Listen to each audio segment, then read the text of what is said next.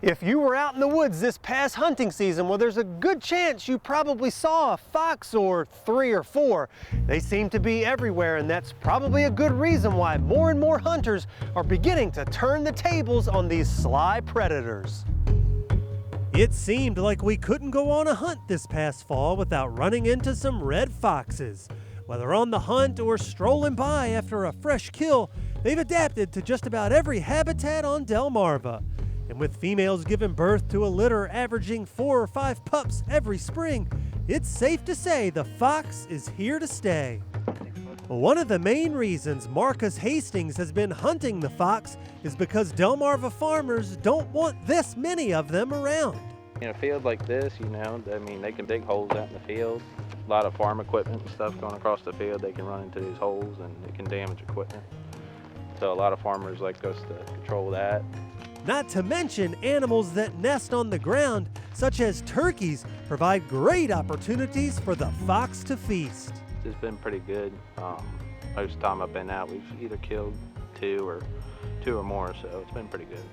One of the most interesting things about fox hunting is how the hunters get the fox to come to them. What I got here is an electronic caller, and I got like 100 sounds downloaded onto it specifically for fox. And got a whole selection of mouth calls here that I use as well, but that's the remote that operates the call as well. They come running for sure.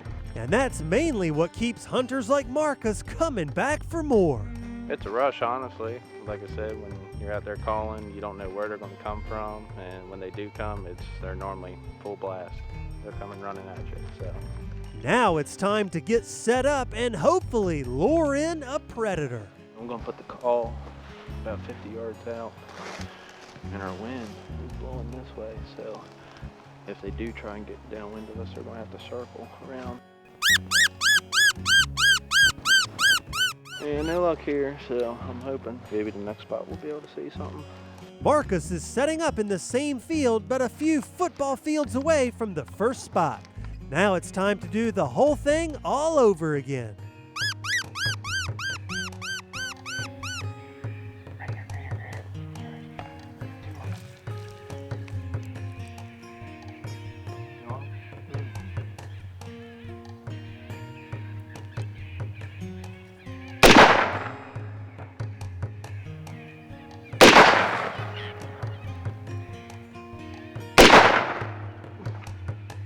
It turns out to be a pair of gray foxes that answer the call. I was expecting them to come from alongside that wood there, and they just busted out like crazy in this brush here, and you saw in the video there, they were pouncing.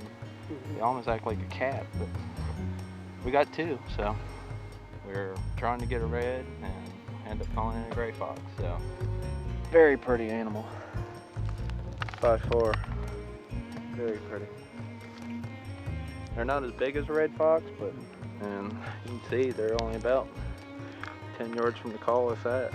So you can see why this is exciting.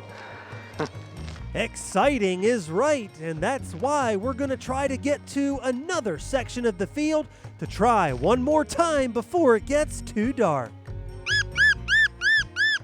If it's going to happen, it's going to happen fast, so Marcus has to keep a close eye on the tree line.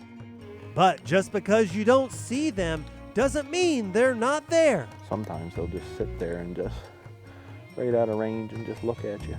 Kind of hang out there a little bit if they don't see like any movement or something, That or if they've been called before, they're probably educated, so. Foxes are not called cunning or sly for no reason.